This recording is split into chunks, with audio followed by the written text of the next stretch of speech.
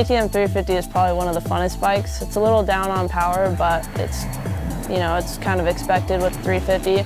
Bike corners, phenomenal.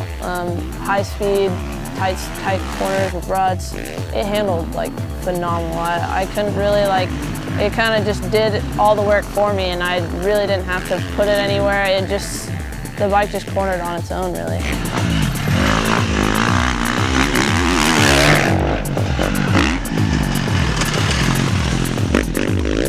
It's kind of the best of both worlds. I mean, you have kind of the light feel and nimble handling of the 250, but you have more torque and more pull out of the corners like a 450, which allows you to be more lazy.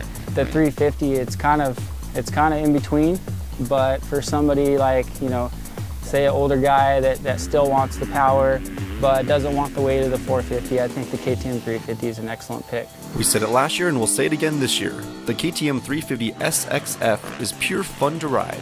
It'll keep you gritting harder and longer than any of the other 450s. It is capable of getting to the finish line first, but you're going to have to work a little bit harder.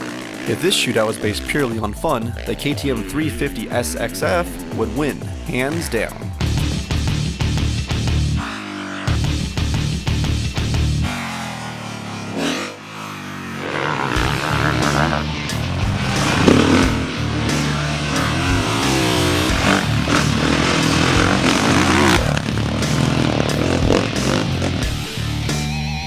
I think anybody can jump on that bike and feel comfortable right away. The motor's super smooth, super mellow, no big surprises, doesn't have any big hit anywhere. You can just get on it and ride, be smooth. Like a pro guy may want to think about a pipe or doing a little bit of motor work or whatever, but for like the average consumer, I think that's a really good bike.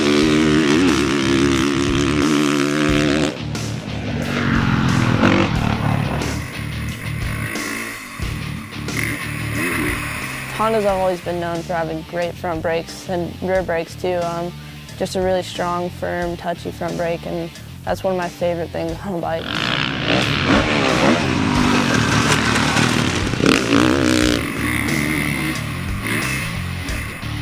It felt very controlled, but it didn't feel like it had the real strong hit to it like some of the other manufacturers do.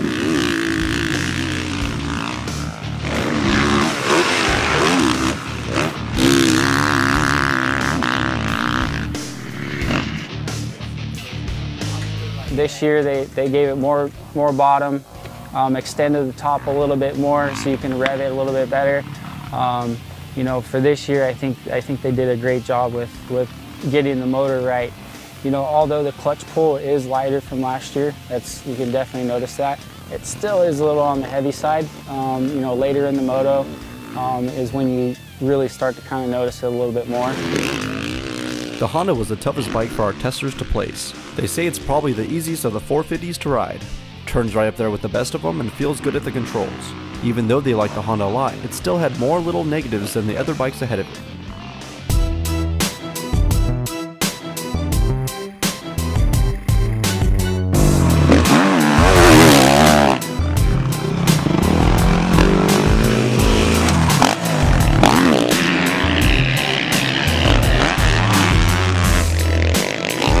Suzuki was awesome motor-wise. It handled pretty much any like wide open stuff. It was pretty awesome. The bike sounds like super built. Like you wouldn't even think it was stock. It sounds super throaty, like a good motor on the bike. The worst thing about that bike is just that little twitch in the front end, but it wasn't actually too bad out here, and the track was really rough.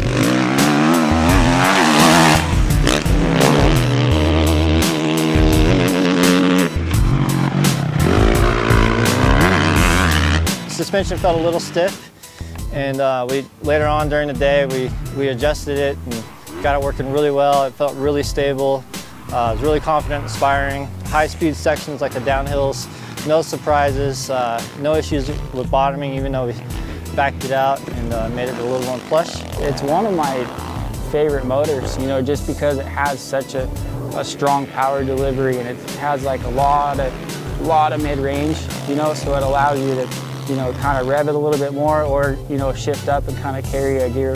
You know, overall, the Suzuki, you know, even though it is unchanged, it's still a really good bike. and you know, definitely happy we got the suspension figured out this year. The Suzuki RMZ 450 is another fantastic machine. There's plenty to like about it. It's the best touring bike of the group, but what else is new? It handles great and has a potent motor, but the RMZ can be a handful when you feel all of its 251 pounds.